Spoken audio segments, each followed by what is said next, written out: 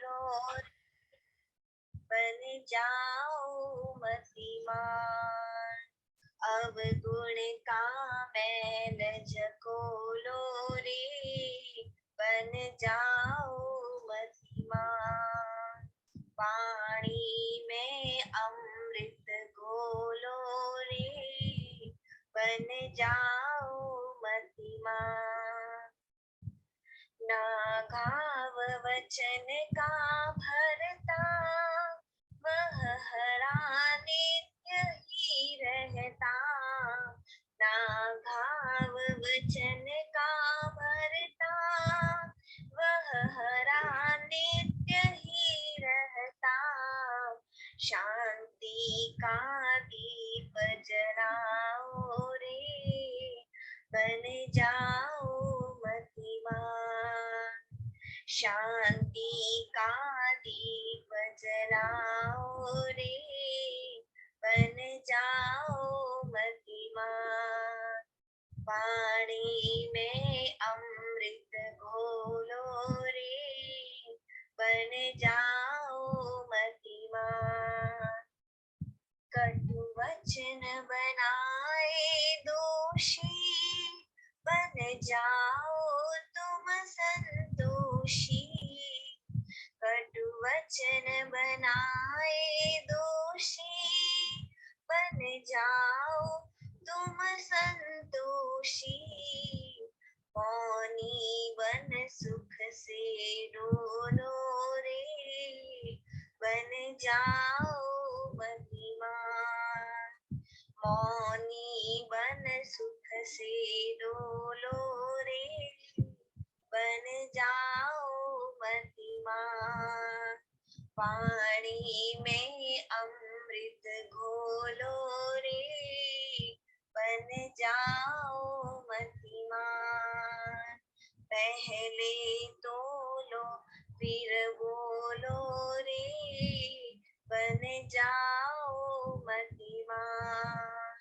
पानी में अमृत घोलो रे बन जाओ मतिमान।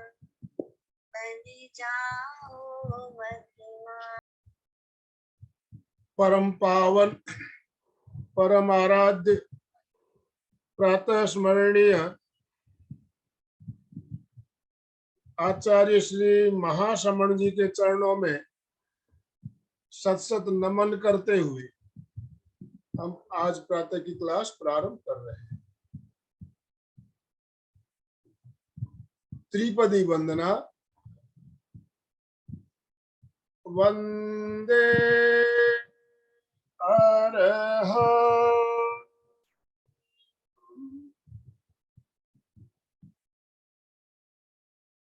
वंदे गुरु परम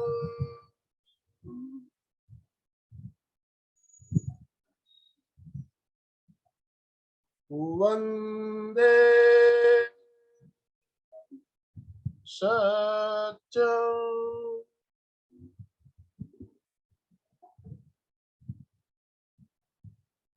सभी साधक साधिकाओं को जय जिनेन्द्र, सुप्रभात, गुड मॉर्निंग। पर्युषण पर्व का आज चौथा दिन।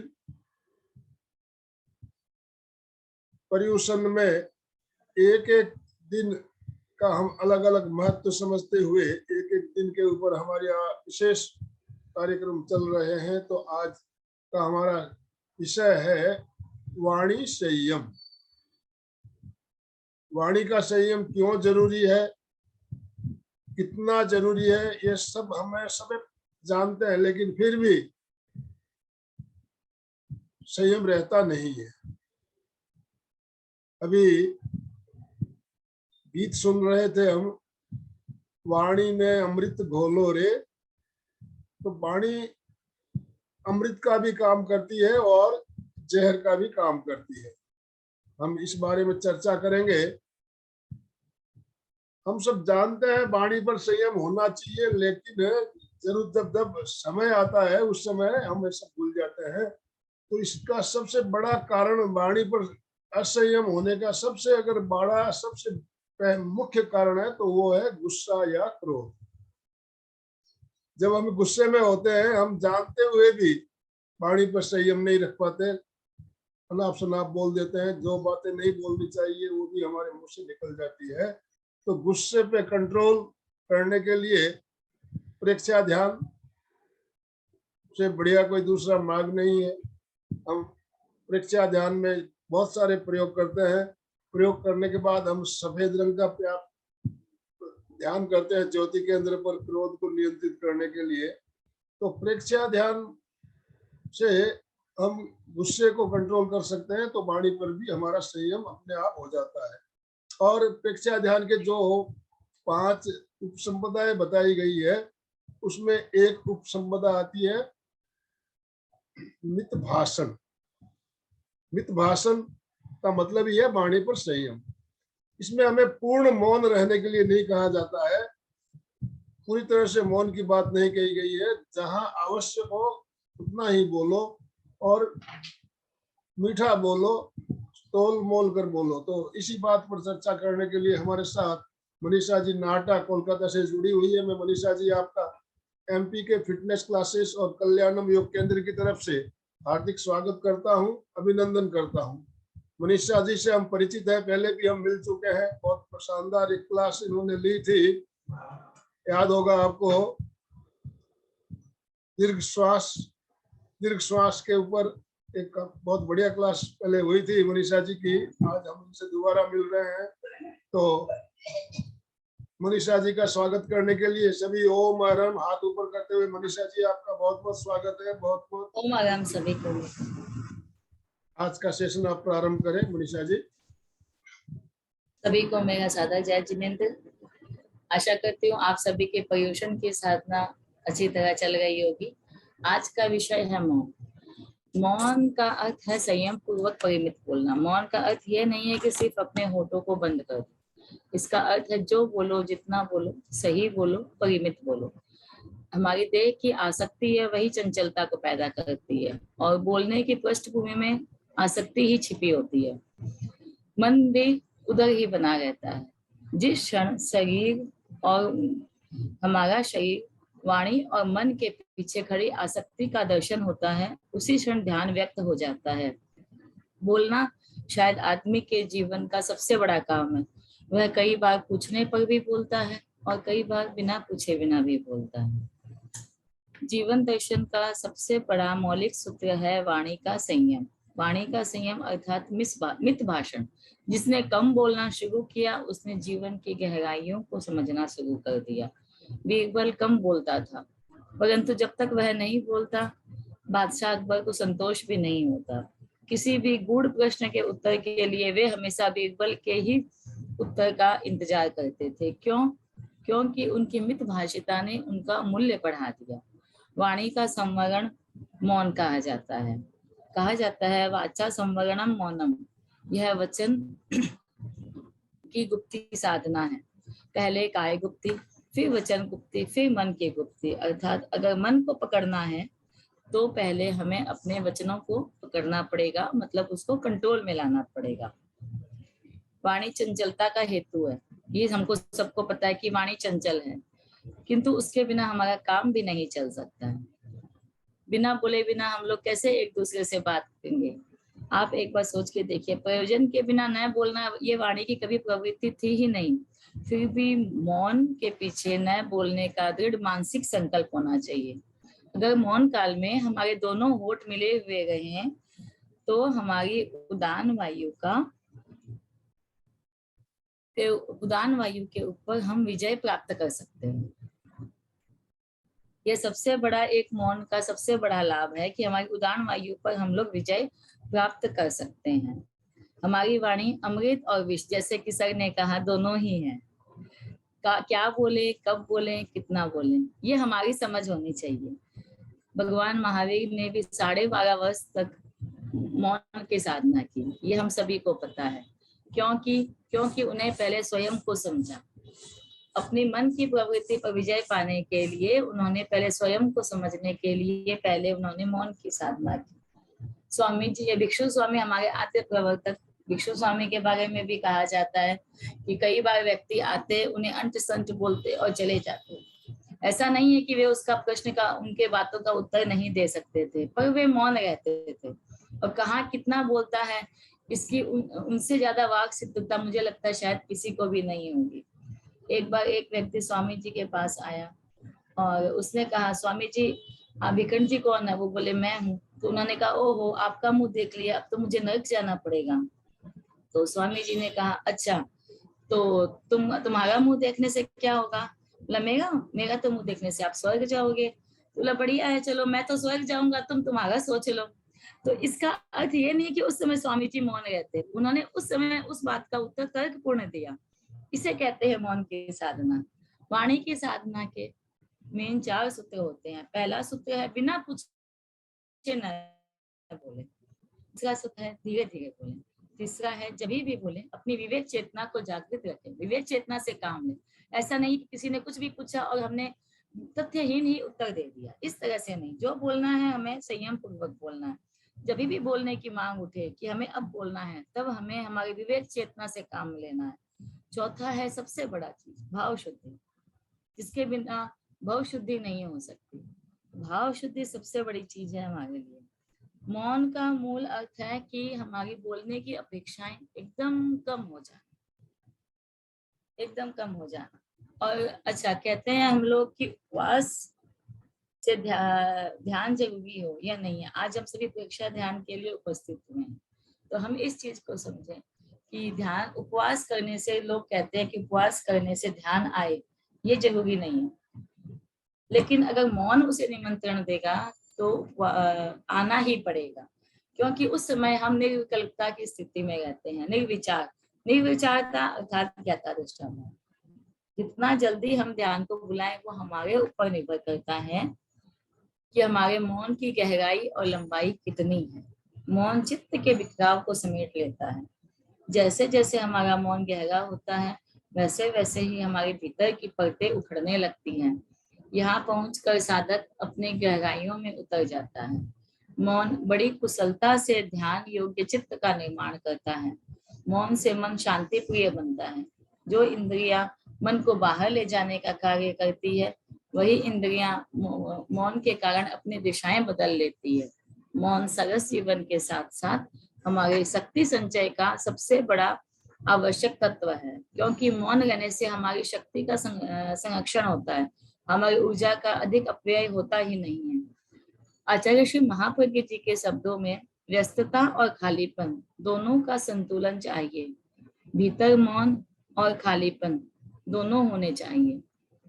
उसके लिए भीतर खालीपन हो और बाहर एकांत हो। अगर बाहर का एकांत आपके पास सुलभ नहीं है तो भीतर के मौन को सघन करो। ये आचार्य श्री महाप्रज्ञ जी ने कहा। भीतर के मौन का अर्थ है, परीक्षा ध्यान में भीतर के मौन के 2 अर्थ हैं। एक मौन है हमारे होठों से न बोलना, और दूसरा मौन है निर्विकल्प रहना, जिसे हम होठ से न बोलना भी मौन है, कम बोलना भी मौन है, ठीक है, और निर्विकल्प अवस्था में चला जाना, यह है अंतर मौन। एक शब्द आता है परीक्षा ध्यान में, काष्ठा मौन, जिसका यह मौन की पराकाष्ठा है। अर्थात जब हम मौन ले रखे हैं, हमने इशारा भी नहीं किया, किसी प्रकार का हाव भाव और संकेत भी नहीं किए, वस्तुतः यह मौन की केवल शाब्दिक अर्थ है। काष्ठा मौन का अर्थ है जब हम स्वर यंत्र को निष्क्रिय कर देना। जब शब्द ही नहीं बनेंगे तो विचार आएंगे कैसे, और विचार नहीं आए तो हमने उसे अपने भावों से, अपने मुंह से प्रकट ही नहीं किया, जीव से प्रकट ही नहीं किया। ये है अंतर मौन की पराकाष्ठा। यह चीज कायोत्सर्ग के समय जब हम स्वर यंत्र को शिथिल कर लेते हैं, उस समय शब्द, हमारा जो शरीर जीव है, वो मनोवर्गना के पुद्गल ग्रहण करना कुछ समय के बाद एक लिमिटेड, मतलब अगर आप रेगुलर प्रैक्टिस करें तो हम मनोवर्गना के पुद्गल को ग्रहण ही नहीं करते हैं। और स्वर यंत्र शिथिल होने का अर्थ है आप काफी देर तक आपके न मन में शब्द आएंगे न आपके मुंह पे शब्द आएंगे। ये है निर्विकल्पता की स्थिति। अच्छा, वाक शुद्धि के लिए आप कुछ उपाय भी कर सकते हैं। अगर आपकी वाक शुद्धि कुटिल है, इसका मतलब हमारा मन शुद्ध नहीं है, सरल नहीं है। और अगर हमारा मन सरल और पवित्र है तो आप मानिए हमारी वाक शुद्धि ही नहीं, वाक सिद्धि भी होनी शुरू हो जाएगी। धनंजय मुनि ने 4 लाइनें बहुत ही सरल और शुद्ध भाषा में कही है। मन, वाणी और शरीर का करें निरोध, निश्चित प्रकटेगा अपना बोध, और तब होगा ध्यान का जनन, खिलेगा मुरझाया जीवन उपवन, खिलेगा मुरझाया जीवन उपवन।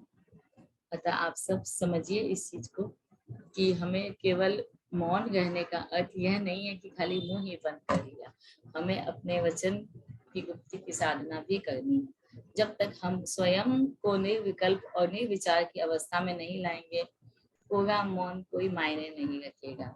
सोचे कम तो विचार ही कम आएंगे, और अगर विचार कम आए तो हम स्वयं अपने आप ही मौन की स्थिति में आ जाएंगे। आचार्य श्री महाश्रमण जी को देखिए, वर्तमान में कितना कम बोलते हैं, जो बोलते हैं एकदम सही बोलते हैं। आज गुरुदेव तुलसी को देखिए, कितना कम बोलते थे और सबको पता है कि उन्हें वाक सिद्धि प्राप्त थी। एक छोटी सी घटना बताती हूँ, मतलब मैंने सुनी। जब हम लोग लाडनू में शिविर में गए थे तो समणी जी के पास में बैठे थे, हम लोग बात कर रहे थे, तो उन्होंने कहा कि मैं गुरुदेव तुलसी के ऊपर कुछ किताबें लिख रही हूँ। तो तब उन्होंने बताया कि वो जब गुरुदेव के पास एक बार दर्शन के लिए गई तो उन्होंने गुरुदेव से कहा, आशीर्वाद मांगा कि मैं बाहर जा रही हूँ, आप मुझे आशीर्वाद दीजिए। गुरुदेव ने कहा, तुम तो कभी बूढ़ी ही मत होना। इस तरह उन्होंने उनको आशीर्वाद दिया और वो खड़ी होकर जिद करने लग गई कि गुरुदेव मुझे अभी धर्म संघ की बहुत सेवा करना है, आप अपनी बात को वापस लीजिए कि तुम कभी बूढ़ी ही मत होना। क्योंकि उन्हें भी पता था कि आचार्य श्री तुलसी की वाक सिद्धि प्राप्त है। फिर गुरुदेव तुलसी ने वापस अपने आशीर्वाद को रिपीट करके कहा कि तुम इसी तरह चिरायु होकर धर्म संघ की सेवा करती है। और आज गुरुदेव तुलसी के ऊपर वे 23 किताबें लिखने का उन्होंने संकल्प ले रखा है। लाडनू में रहकर वो निरंतर सेवाएं दे रही है। 10 किताबें उन्होंने अभी तक लिख दी है, 13 किताबें वो गुरुदेव तुलसी की जीवनी पे और लिख रही हैं। अतः इसलिए आपने समझिए, मन की चंचलता को हमको रोकना ही पड़ेगा। मन की चंचलता अगर रुकी तो उसका सबसे बड़ा साधन है हमारा मौन। ठीक है, तो इसीलिए हम लोगों को जागरूक बने रहना है और मौन रहने का निरंतर अभ्यास करना पड़ेगा। तो चलिए अब हम सभी ध्यान के लिए तैयार हो जाएं। कायोत्सर्ग के साथ साथ आज हम लोग स्वर यंत्र की शिथिलता का अभ्यास करेंगे और उसका अनुभव करेंगे जागरूकता को। सभी ध्यान के लिए तैयार हो जाएं।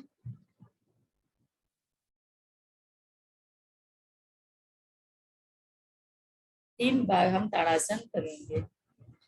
दोनों हाथों की अंगुलियों को आपस में मिलाएं।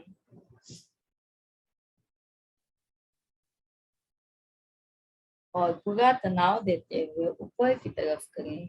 खींचे और खींचे, खींचे।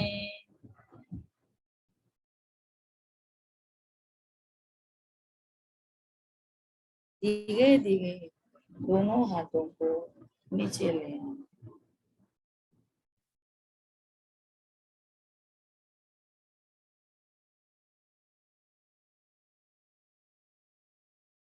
सभी सीधे खड़े होकर कायोत्सर्ग का अभ्यास करेंगे।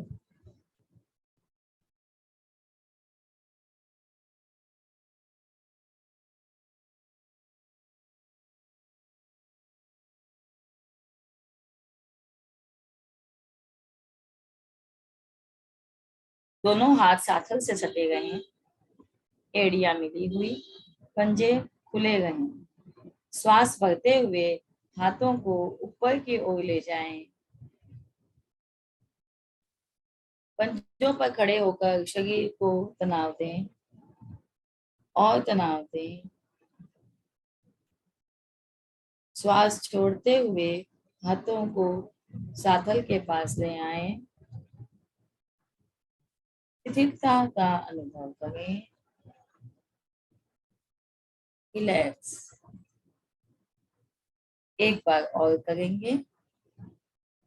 श्वास भरते हुए हाथों को ऊपर की तरफ ले जाएं और तनाव दें। पंजे पर खड़े होकर पूरे शरीर को तनाव दें और थोड़ा और श्वास छोड़ते हुए हाथों को साथल के पास ले आए। सभी अपने अपने स्थान की सुविधा अनुसार चुनाव कर लें। आप खड़े होकर करना चाहें तो खड़े होकर करें, बैठ के करना चाहें तो बैठ के करें, सो कर करना चाहें तो लेट जाएं।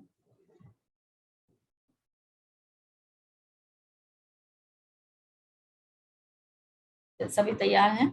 सब संकल्प करेंगे।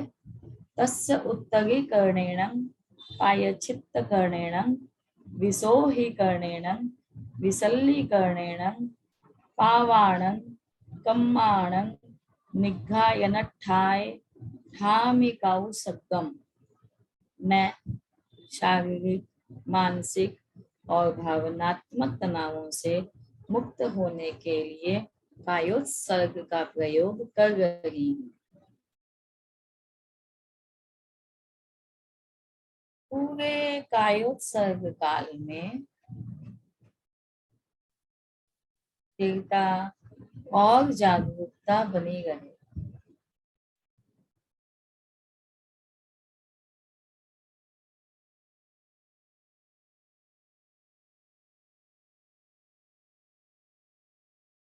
प्रत्येक अवयव पर शीशे की भांति भारीपन का अनुभव करें।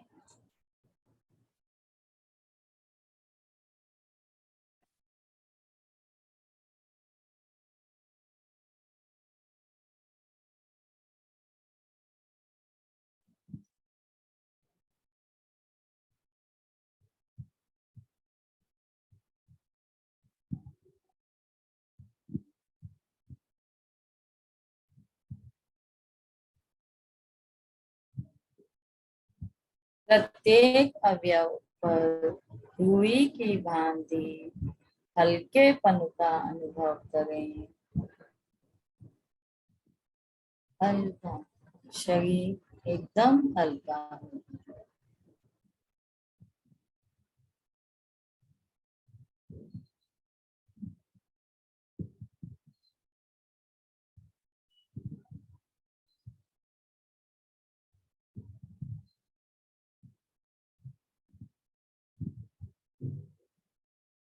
श्वास मंद और शांत।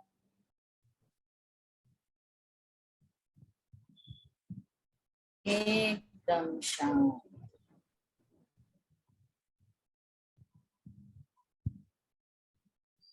अब चित्त को दाएं पैर के अंगूठे पर केंद्रित करें। शिथिलता का सुझाव दें और उसका अनुभव करें। अंगूठे का पूरा भाग शिथिल हो जाए।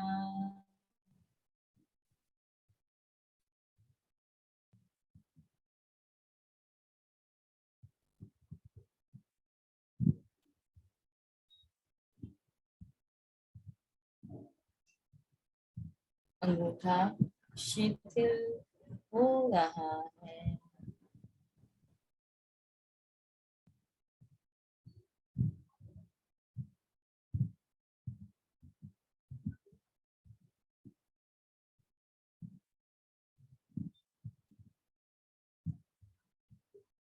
अंगुलियां, पंजा, तलवा, एड़ी, टखना, पिंडली, घुटना, जंघा,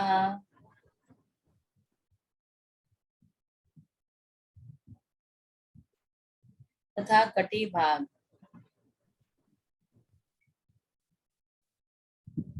शिथिलता का सुझाव दें और उसका अनुभव करें।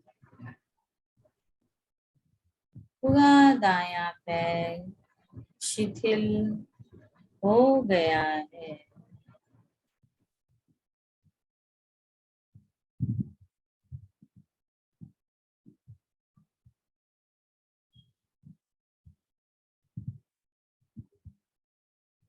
इसी प्रकार बाएं पैर पर आएंगे। बाएं पैर का अंगूठा, अंगुलियां, पंजा, तलवा, एड़ी, टखना, पिंडली,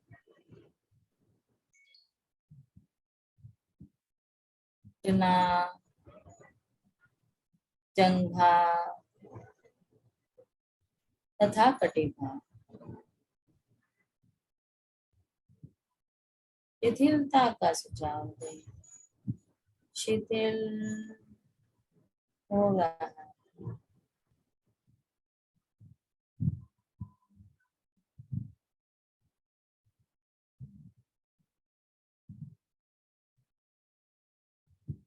अनुभव करें, पूरा बायां पैर शिथिल हो गया।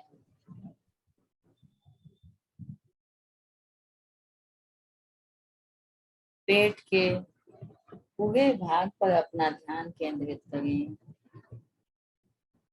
दायां गुर्दा, बायां गुर्दा,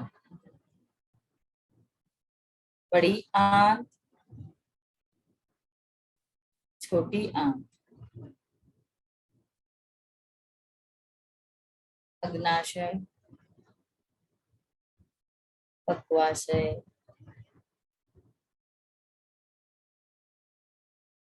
आमाशय,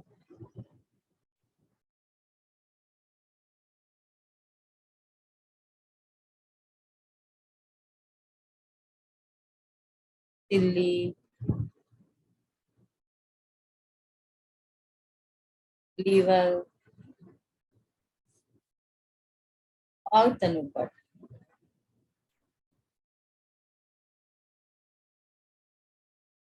शिथिल, रिलैक्स।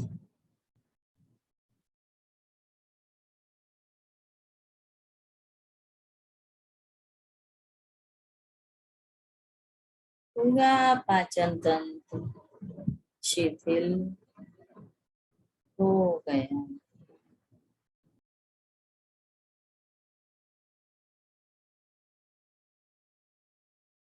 छाती का पूरा भाग, हृदय, दायां फेफड़ा, बायां फेफड़ा, दाईं पसलियां, बाईं पसलियां,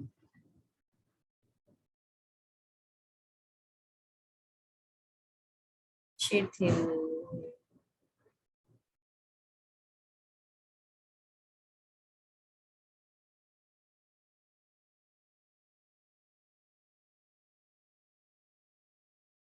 पीठ का पूरा भाग,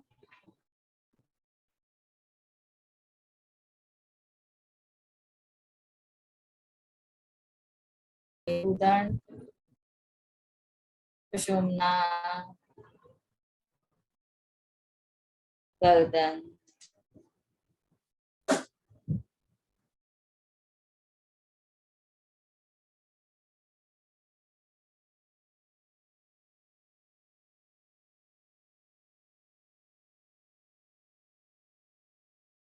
दाएं हाथ का अंगूठा, अंगुलियां, हथेली,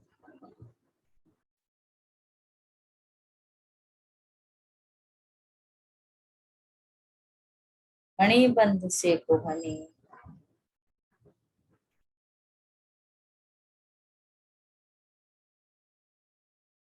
और कोहनी से कंधा।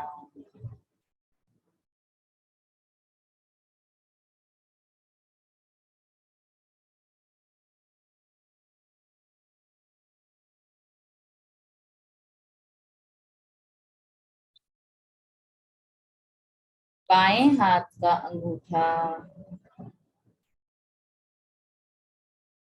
अंगुलियां, हथेली,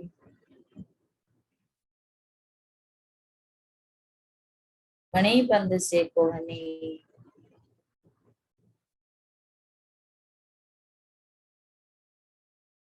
कोहनी से कंधा,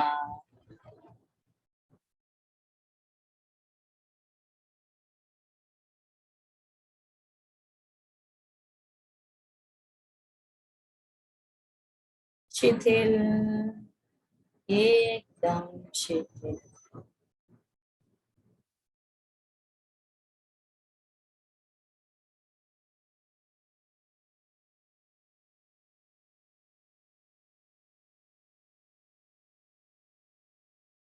कंठ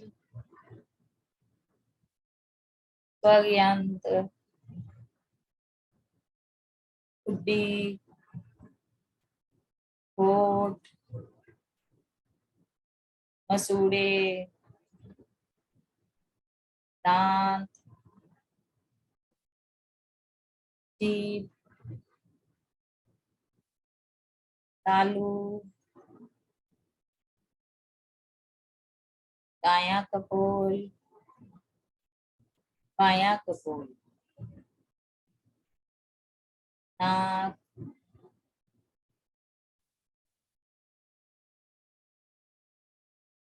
दाईं कनपटी, दायां कान, बाईं कनपटी, बायां कान,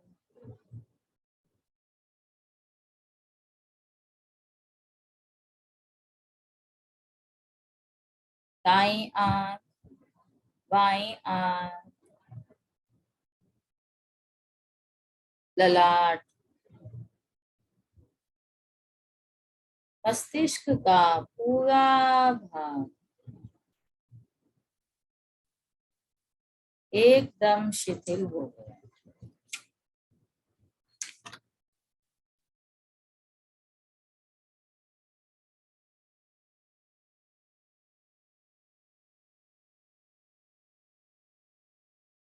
रिलैक्स हो गया है। अब चित्त को कंठ पर केंद्रित करें।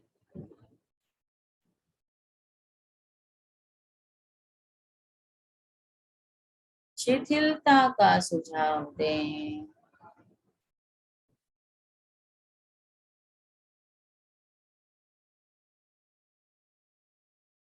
पूरी जागरूकता और एकाग्रता के साथ स्वर यंत्र के शिथिल होने का अनुभव करें।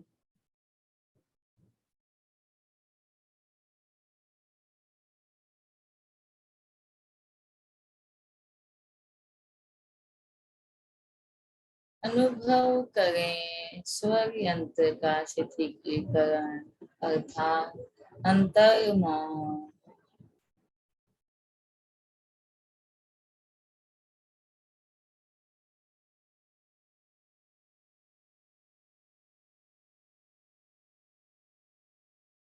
न शब्द,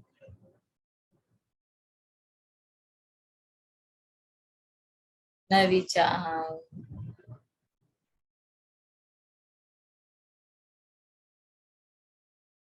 न विकल्प,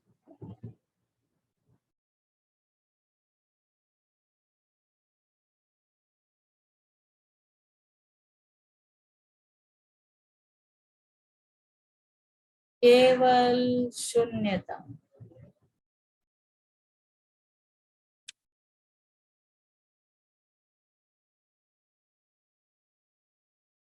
अब शरीर के चारों ओर श्वेत रंग के प्राण के प्रवाह का अनुभव करें।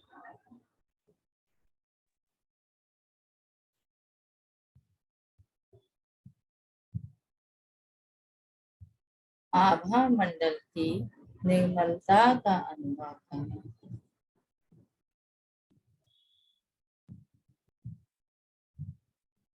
चारों ओर श्वेत रंग के प्राण का प्रवाह। हो रहा, आभा मंडल निर्मल हो रहा।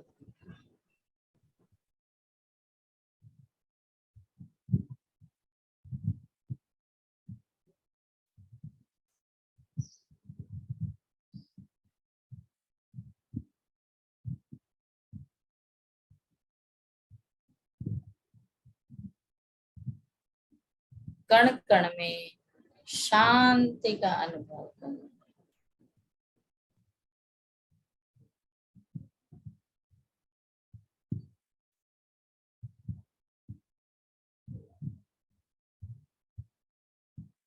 वेद विज्ञान का अभ्यास करेंगे। शरीर और आत्मा की पृथकता का अनुभव करो।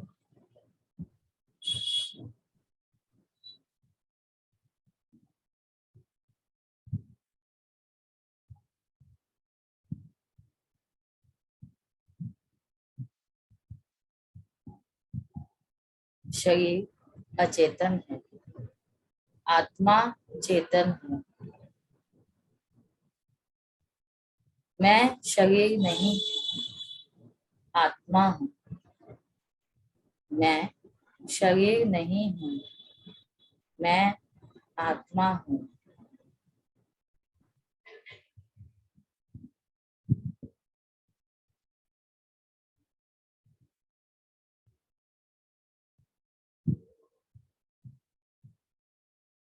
अपने ज्ञाता दृष्टा स्वरूप का अनुभव करें।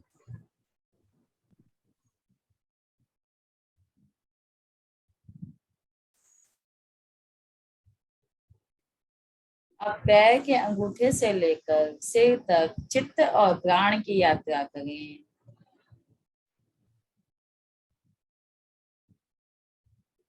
अनुभव करें पैर से सिर तक चैतन्य पूरी तरह जागृत हो गया है।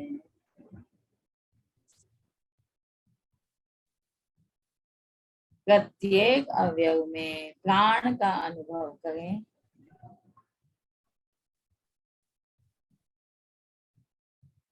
अनुभव करें चैतन्य पूरी तरह जागृत हो गया है।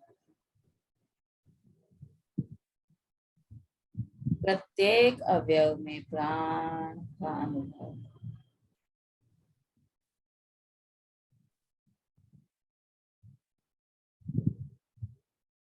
तीन दीर्घ श्वास के साथ प्रत्येक अवयव में सक्रियता का अनुभव करें।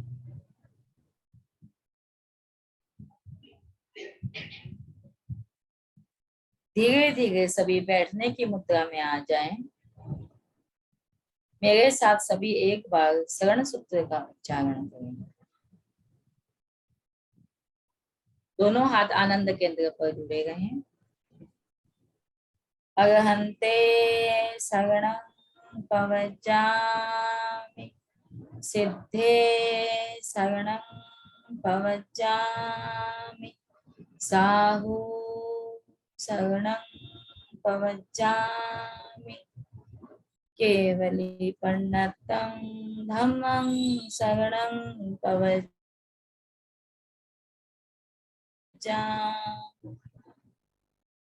अब सभी वंदना की मुद्रा में आए।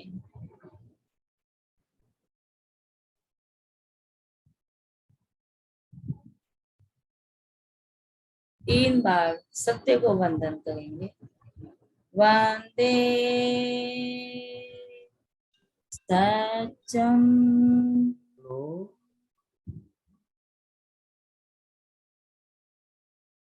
वंदे सत्यम,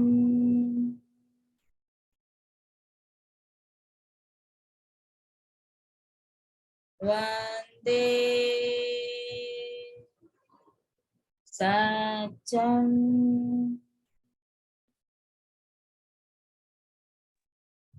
दोनों हाथों के संपुट बनाकर आंखों पर रखें। ओम अरहम। भीतर में आंखों को टिमटिमाते हुए पुनः धीरे धीरे प्रकाश में लौट आए।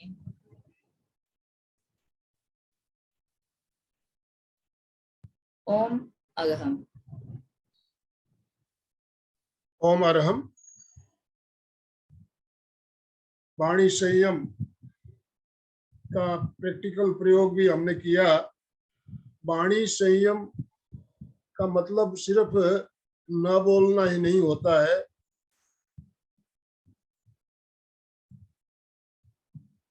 सिर्फ मुंह से नहीं बोलना ही वाणी संयम नहीं होता है। हमें त्रिगुप्ति की साधना करनी चाहिए। त्रिगुप्ति शरीर से भी हमारा स्थिर, वाणी से स्थिर, और मन की स्थिरता, मन की चंचलता भी हमारी कम होनी चाहिए।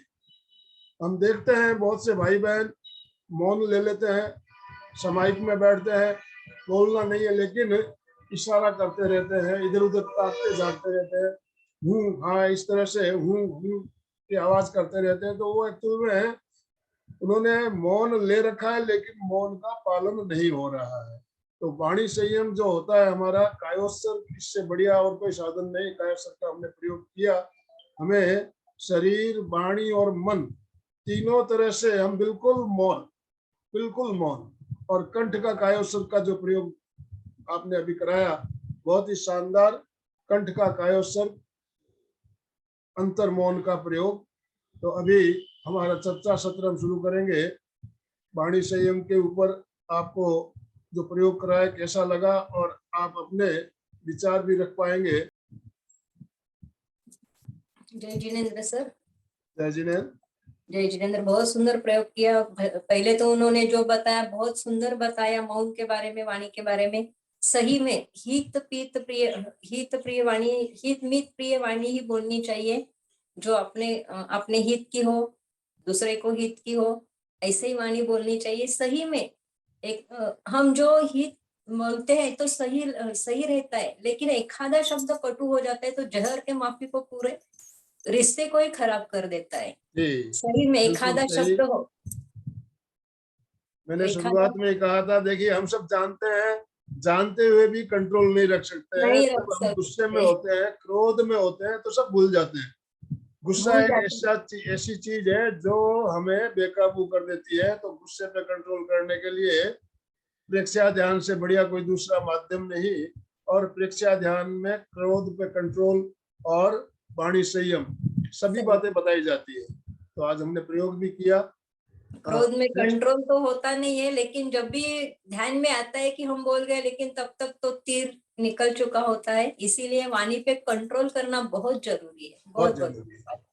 ये प्रेक्षा ध्यान के जो 5 सूत्र बताए गए हैं प्रेक्षाचर्या के, उसमें सब कुछ आ जाता है, सारा आ गया। वर्तमान में रहना, वर्तमान में रहना, न भविष्य की चिंता। उस समय जब हम ध्यान करते हैं, न भविष्य की चिंता, न भूत की चिंता, वर्तमान में हम जी रहे हैं।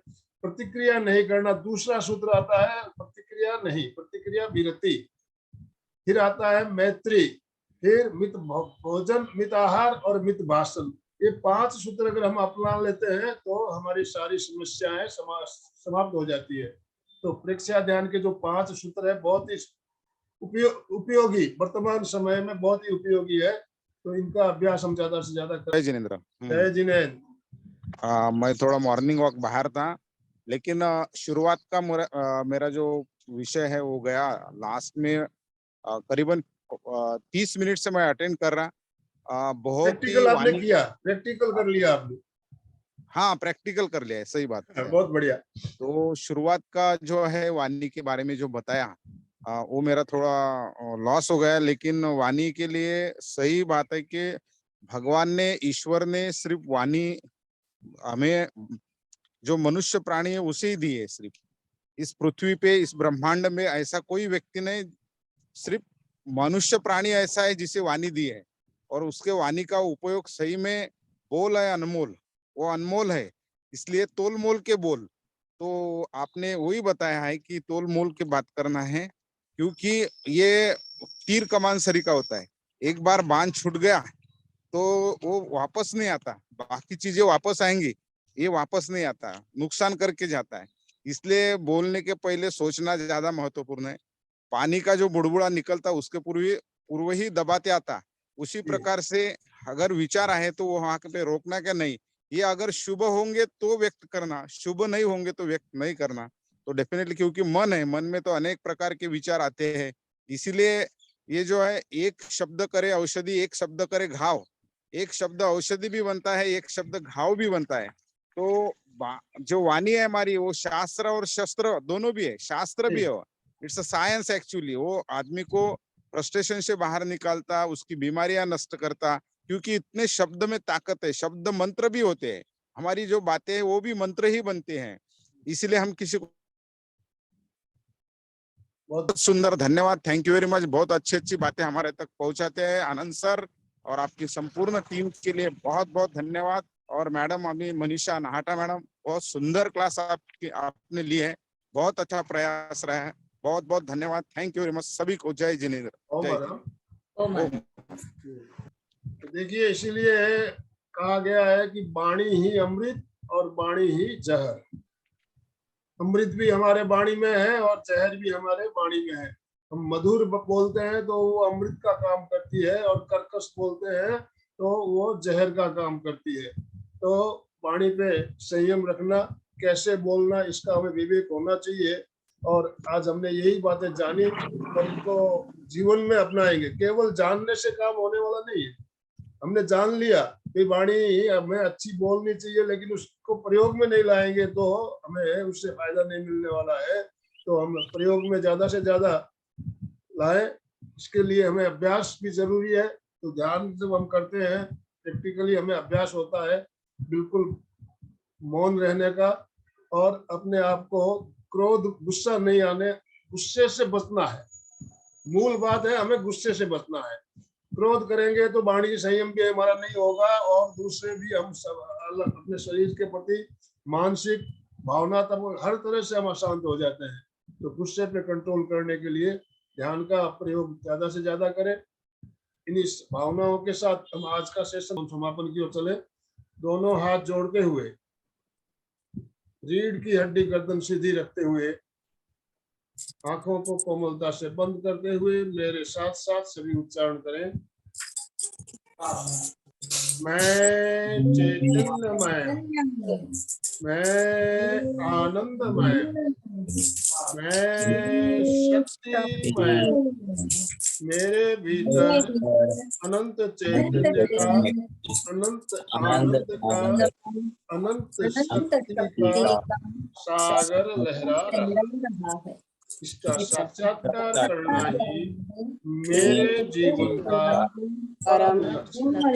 मंगल भावना हमारा आज का दिन मंगलमय हो, आनंदमय हो, शांतिमय हो। ये शुभ भावना के साथ शांति।